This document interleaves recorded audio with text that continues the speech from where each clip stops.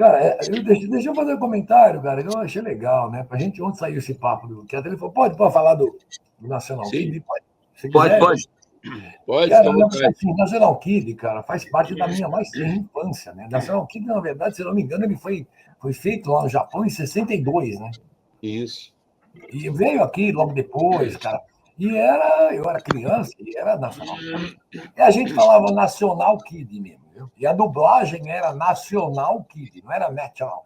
Embora o N era o N da National, que era o antigo nome da Panasonic, né?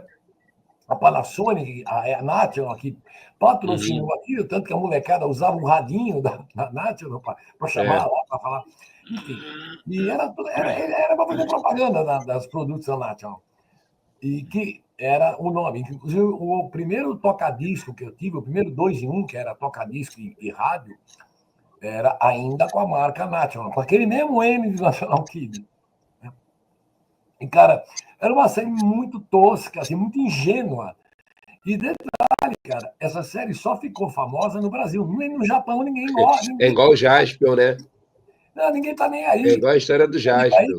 Não, cara, não, a Jaspion Ficou ainda. famosa no Brasil. Não, ainda teve, né?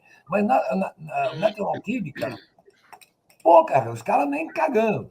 Tanto que deu, acho que era Torreio, eu não lembro, alguma coisa assim. O que aconteceu? O National Kid passava à tarde, cara, a gente não perdia. Porque eles fizeram legal, né? O cara, a identidade secreta dele era um professor, e tinha molecada, então, e a gente, criança também, cara. E aquele negócio que eu brinquei, a gente imitava. É um negócio tão doido, cara, que a gente. Vamos brincar de National Kid, né? Então, tipo, porque a máscara dele. Então, essa aqui é a imitação da máscara. Agora você imagina como é que tu luta. Assim, a gente luta com muita piração. E, velho, um negócio tão tosco que um né, que até, eu não sei quem comentou, e é verdade, porque tem os incas venusianos, né, que foram acho que 4 ou 5 séries dentro da série. Seguiu, entendeu? Aí tinha lá a parte dos incas venusianos, que eram os incas. Mas, pô, os caras, quando chegou aqui, falaram, Inca aqui do Peru, cara. Mas esses incas aí são de Vênus. Vênus, não tinha nenhuma referência a Vênus na história. Pô, os caras com uma roupa preta, uma fantasia, era muito ridículo, cara. O voo dele, você percebia que o cara estava parado assim, enfim. Mas, cara, para a época, anos 60, cara, começo dos anos 60. Pô, era tudo E aí, novidade. Cara, é muito tosco, porque cada série dentro da série, os Incas venusianos.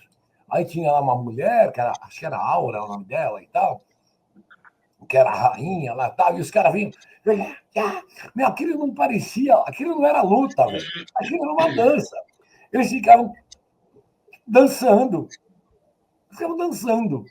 Mas tá bom, não tinha violência, não tinha nada. Ninguém dava porrada de verdade, ninguém. Era uma dança, eles ficavam girando em volta ali, os caras. Beleza, beleza. Aí, quando chega nesse final, no último capítulo do National Kid contra os Incas venusianos, ele vai lá e entra na nave, lá na nave mãe, onde está a rainha má, lá, toda uma japonesa pintada de dourado. Devia ser dourado, né? Não sei porque a gente era preto e branco, mas a aparência gostosa, dourado, prateado. Sim. E aí, ele pega e entra lá e fala, chega para ele e fala, eu, National Kid, ordeno, vão embora do planeta Terra. E ela vai. Pega e vai embora. Acabou. Eu, National Kid, ordeno, vão embora. Camarada, e a coisa acaba assim. Então, assim, é uma coisa muito ingênua. Era bem tosca mesmo. Muito tosco. Mas, cara, é a época. O Edu citou lá o Superman do George Reeves, que é anterior a isso até. Cara, o cara era meio gordeta. O cara era meio gordo. Era meio tudo muito estranho. Né? Mas era muito legal. Aí, nessa época, você tem lá o Besouro Verde, que Sim. Bruce Lee, antes de Bruce Lee ficar famoso, Ficou famoso.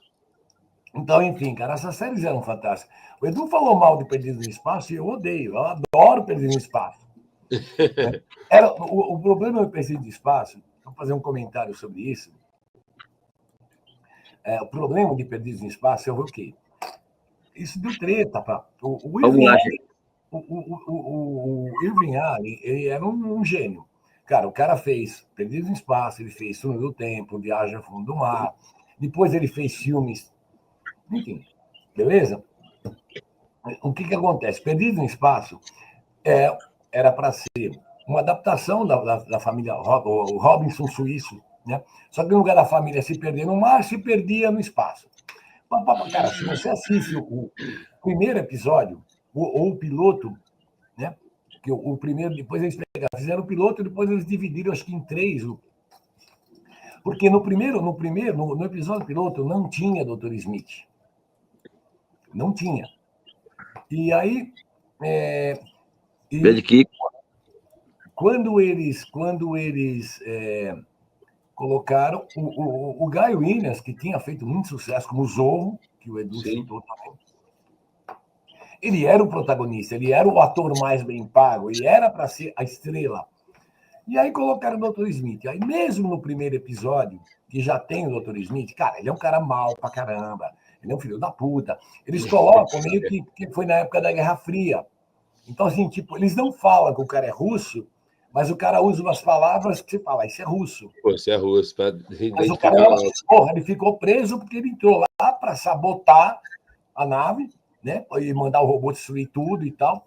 E, cara, só que ele era um cara muito filho da puta, ele era vilãozão mesmo. E aí, só que quando, no decorrer do tempo, o Jonathan Harris, ele começou a meio que... Ele queria ele.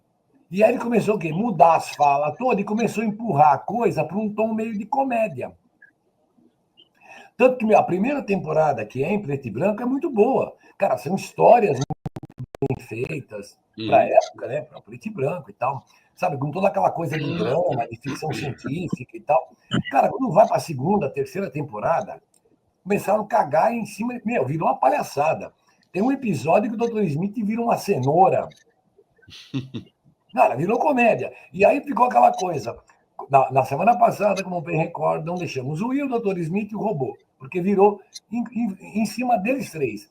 Tanto que o Guy Williams, cara, ele ficou tão chateado. Ele ficou tão chateado com esse filme, com esses acontecimentos, que ele, de protagonista, ele quase não aparecia, os outros quase não apareciam. Ele ficou chateado e ele largou, cara, ele largou tudo, ele se mudou para a Argentina, acabou a vida dele, nunca mais fez nada em cinema, de tão chateado que ele ficou. E o Jonathan Harris ficou a marca do Perdido no Espaço. Mas, cara, virou comédia, virou palhaçada. Então, essa parte é muito ruim. A primeira temporada... virou meme, né? Não, a primeira temporada de Perdido no Espaço, cara, que é preto e branco e tal, é séria, sabe? Tem toda uma coisa de aventura espacial e tal. Mas a segunda e terceira temporada cagaram. Uma merda, cara. Eu gosto, porque é aquela coisa de memória afetiva, né? Isso. Memória afetiva. Era a minha infância. Por causa de Perdidos no Espaço, eu peguei raiva do Silvio Santos. Eu sou Barata Verso.